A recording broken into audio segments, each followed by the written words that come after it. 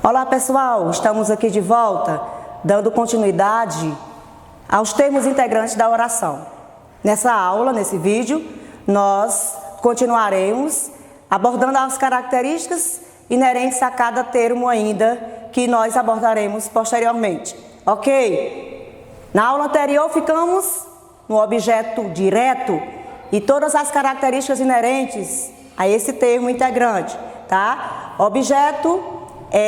objeto indireto, tá? É o termo que completa o sentido de um verbo transitivo indireto. O que é que nós vamos observar? Esse objeto indireto, ele vai ter o auxílio, ele vai ter a intermediação da preposição, tá? Então, eu diria que o objeto indireto e o objeto direto, o que faz que ambos serem diferentes na estrutura oracional é a presença da preposição, tá? E observando nada mais que a transitividade do verbo também mudará. E aí nós temos o quê? Vejamos, nessa estrutura, não desobedeço a meus pais, tá? Então vamos lá, o verbo desobedecer. Vamos usar a tática que nós já costumamos fazer. Quem desobedece, desobedece a alguém. Olha a pergunta feita ao verbo com o uso da preposição. Logicamente, a minha resposta dada a esse verbo também será com o uso de preposição. E aí, portanto, nós temos sintaticamente quem vai funcionar como objeto indireto nessa estrutura?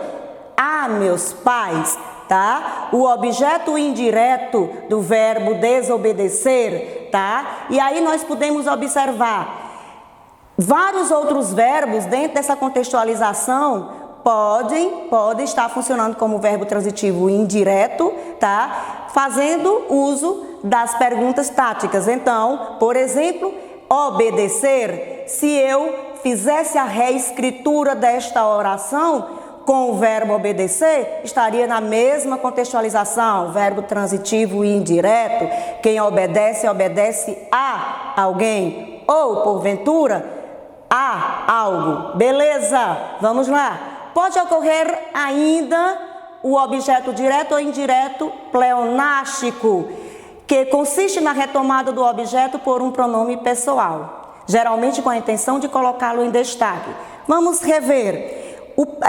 Essa nomificação de objeto direto ou indireto pleonástico nos remete a um assunto que porventura vocês tenham visto em vícios de linguagem, tá? O pleonasmo é um termo repetido, tá? Enquanto vício desnecessário, tá? Vamos relembrar? O vício, quando eu menciono eu subir para cima, eu desci para baixo, é uma repetição e é um pleonasmo, porque é desnecessária essa repetição, porque comumente, quando eu digo eu subi, já denota-se que é para cima. Opa, mas isso é no pleonasmo vicioso, tá? Mas esse pleonasmo, esse objeto direto ou indireto pleonástico, ele pode ser utilizado em estruturas de textos literários.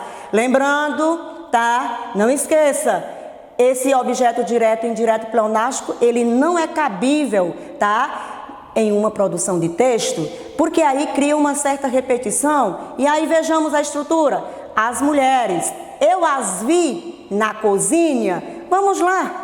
Observe a transitividade do verbo. O verbo vê. Quem vê, vê algo. Quem vê, vê alguém. E aí, observando a estrutura, vejamos. As mulheres, eu as vi na cozinha. Eu vi quem? As mulheres, professora.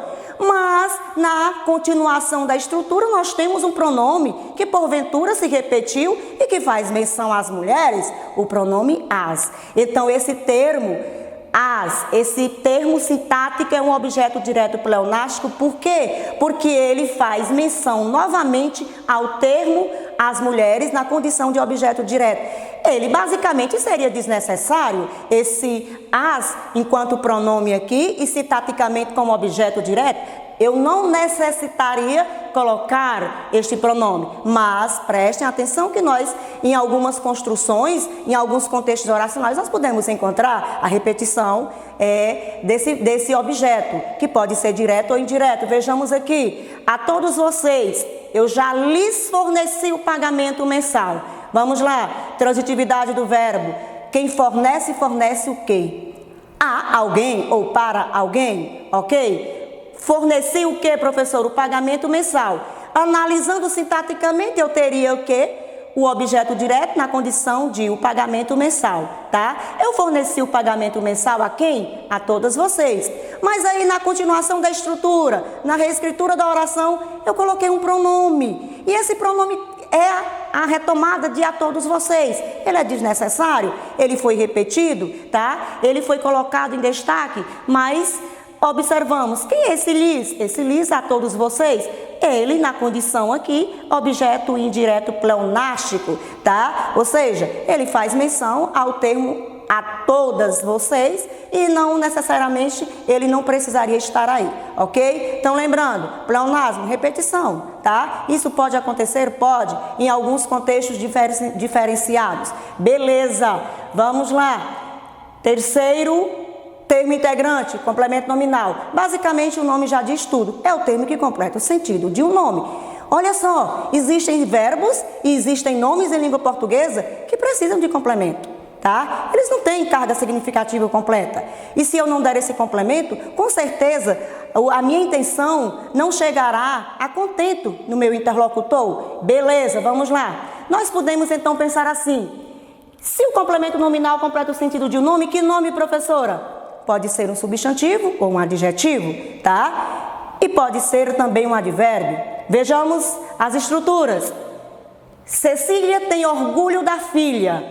Quem tem orgulho de, tá? Eu poderia dizer outro nome. Quem tem acesso a. Quem tem medo de. Observem, os nomes aí, basicamente, quando você faz a pergunta, ele tem o uso da preposição. É outro detalhe, o complemento nominal, tá? Sintaticamente ele é ligado ao nome, que esse nome pode ser o quê? Um substantivo, pode ser um adjetivo e ainda pode ser um advérbio, ligado por preposição. Então vejamos, nessa estrutura, da filha ao complemento nominal, dá sentido, professora, ao substantivo orgulho, nome. Ok, Ricardo estava consciente de tudo.